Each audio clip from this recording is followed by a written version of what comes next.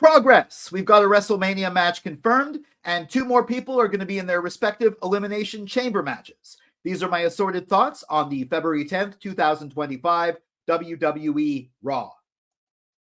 Welcome to Silo Voice Wrestling on YouTube and the Silo Voice Wrestling podcast, wherever you get your podcasts. From Silo Voice Studios in Montreal, I'm Jason C. McLean. Make sure you like, share, subscribe, and ring that bell for notifications to get all my wrestling hot takes, cold takes, simmering takes, WWE Premium Live Event prediction and review videos, wrestling opinion pieces, and assorted thoughts on SmackDown and, of course, on Raw. Now, I'm recording this the 11th of February. It's around 4 p.m., so I saw Raw last night. I've seen some commentary on it, but haven't really seen anything else. So let's get right into it. And normally in assorted thoughts, I just start with whatever piques my interest, but this time that happens to be the beginning of the show. We got main event Jey Uso kicking things off, coming through the crowd. For the third show in a row, he gets a massive pop, and he actually gets the crowd requesting an encore on his entrance. So he obliges again. He's dancing by the announce table. Gunther out of nowhere says, attacks him at the announce table. They fight in the ring. Jay's beaten pretty badly. Gunther's leaving. Jay picks up the microphone, says, I shouldn't say this, but you, me, WrestleMania. So we've got our first official main WrestleMania match confirmed. It is a main event match, whether it goes on last the first night or not. Not sure. It's for the World Heavyweight Championship. The champion, Ring General Gunther, defending against challenger main event Jey Uso, who won the Royal Rumble. I'm glad we have this match. It usually takes a little bit less time to get at least one match in, but we're still going to probably only find out about Charlotte's choice on Friday. So I'm glad we have this one. I also find it funny that Gunther's way of discouraging Jay from choosing him is by attacking him. I know he's showing it's a big mistake. This is what you're in for every week, but it was such good booking, honestly, good storytelling, actually. The fact that we actually got his encore interrupted by Gunther, that's giving Gunther so much heat. He never interrupted the yeeting or the intros before. He sort of looked down on it, but he never interrupted it before. Now he's actually stopping the audience from getting what they want, which is the fun yeet, me, oos, yeeting thing with Jey Uso. And he's such a dastardly heel for stopping that. And that gives that match even more heat. I wouldn't be surprised if this didn't close off night one of WrestleMania. This match that I was unsure of as a match on Saturday night's main event is now something I very much am excited to see, and I want to see Jay win. And it's segments like these that really make that a reality. Good job. Before I talk about Liv Morgan and Raquel Rodriguez versus Io Sky and Dakota Kai, I gotta say that I'm really glad I don't get the commercials on Netflix. Those people who are watching the commercials, i.e. those of you in the US, I believe on the basic tier, you really miss stuff. We got a Liv Morgan in-ring promo. It was a typical type of Morgan promo. Welcome to Monday Night Morgan, taunting the crowd, saying that Raquel was there to support her. This and that. It was just fun to watch, and it's one of the things that I'm glad I got to see. The match itself really shone. In fact, it was my favorite match of the night, best match of the night. Dakota Kai, welcome back. Looked great. Her and Io double teaming. Raquel was great too. Raquel looks very strong as well too. Got some good offense in, took some good bumps. But of course, this match mainly came down to Liv and of course Io. Io got a few missile drop kicks in. One of them really nailed Liv. Liv was even bleeding. I think, so Liv got some color. It seems like stuff like that happens when Liv and Io get together. I think, honestly, we saw the Liv Io match at Saturday night's main event, and I liked it. We saw the match last week, which was interrupted with the DQ. This one, even though it's a tag team situation, I think Liv and Io have some great in-ring chemistry, and they're always really intense. They go the extra mile. They're both very intense performers, and together they go the extra mile. And I really enjoyed this match. But someone who also goes the extra mile when fighting, I guess anyone, is the Women's World Champion, Rhea Ripley, and she decided to give Io a title match, which is great. It's the Raw after Elimination Chamber, which has me go, why not do that at the Elimination Chamber? That would be an amazing match to put in a stadium.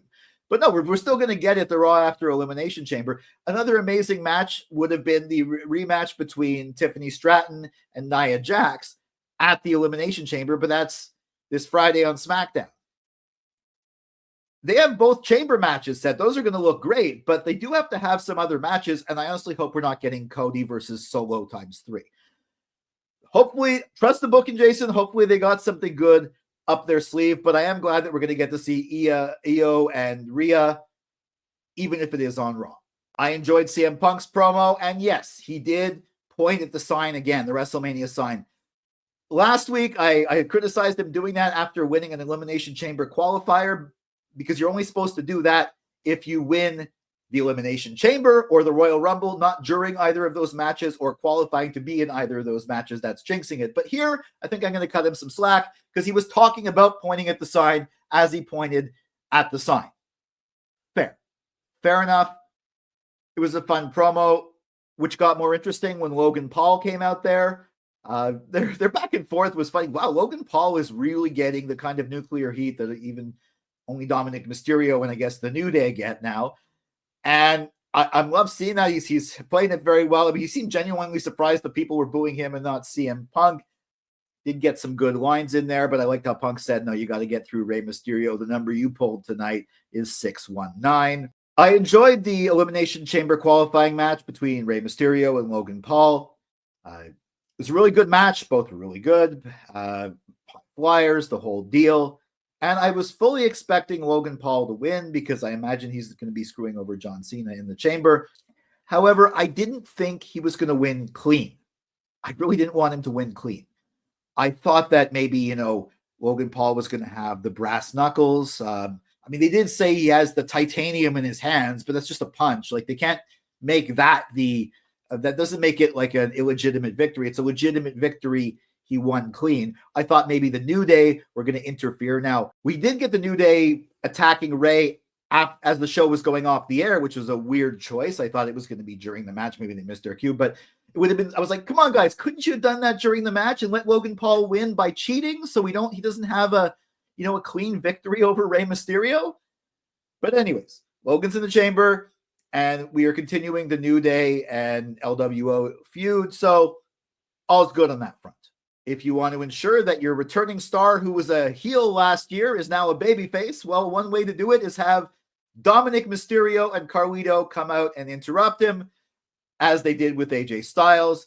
There was a bit of back and forth. It was funny. AJ got the crowd on his side. The crowd loved to boo Dom. Carlito got heat as well, too.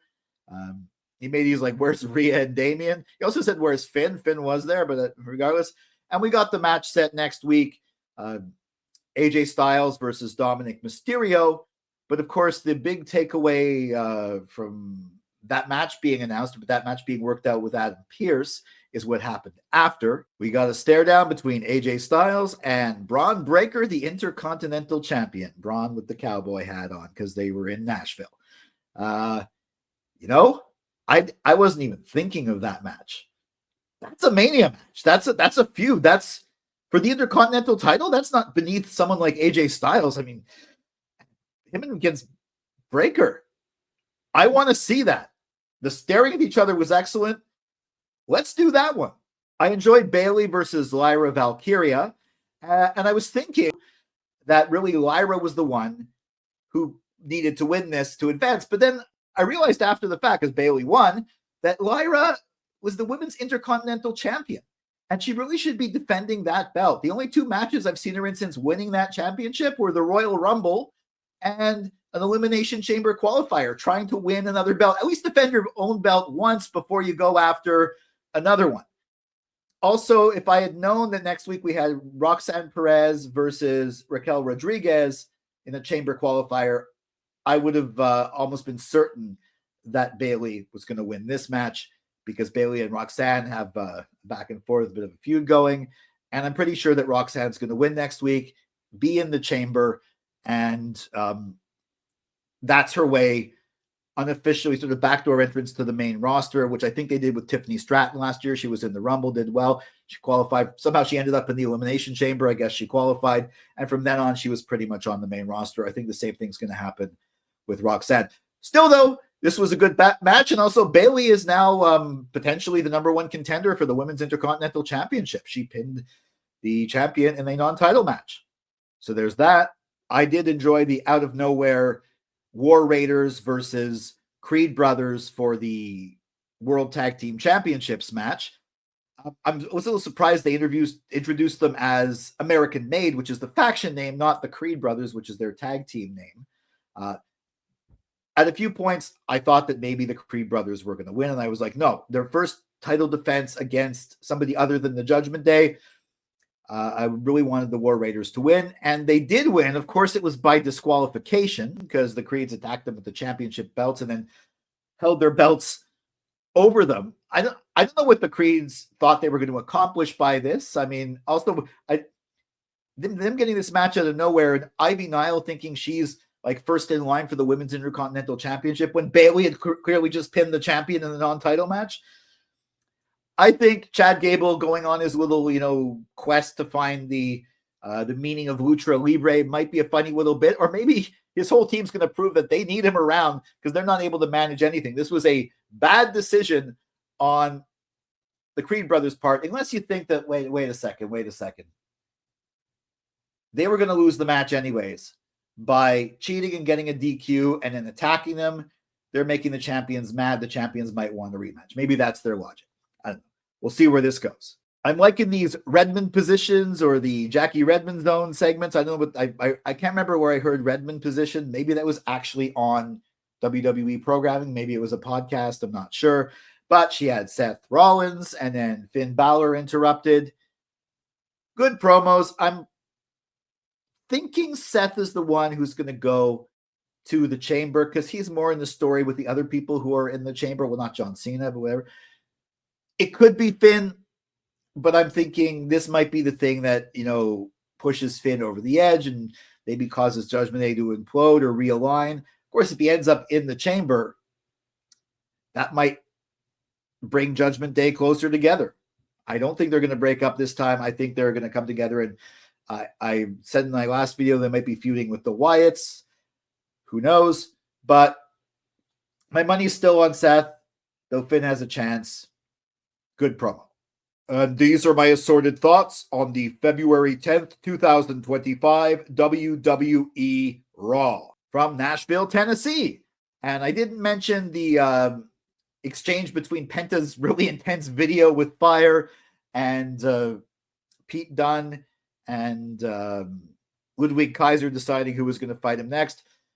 That's something that's going to develop in weeks to come. I'm still interested in that storyline. I think Penta versus Kaiser is more interesting and maybe another opponent down the future. But Pete Dunne, sure, you got to give him something until his partner returns. Did you agree with my takes? Let me know in the comments. Follow at Silo Voice Wrestling on Facebook and Instagram, at Silo Wrestling on X, and me at Jason C. McLean on X and Instagram. And once again, make sure you like, share, subscribe, and ring that bell for notifications. I'll be back possibly with a wrestling opinion piece if I can get a op-ed video out, but certainly with my assorted thoughts on Friday's SmackDown. For Silo Voice Studios in Montreal, I'm Jason C. McLean.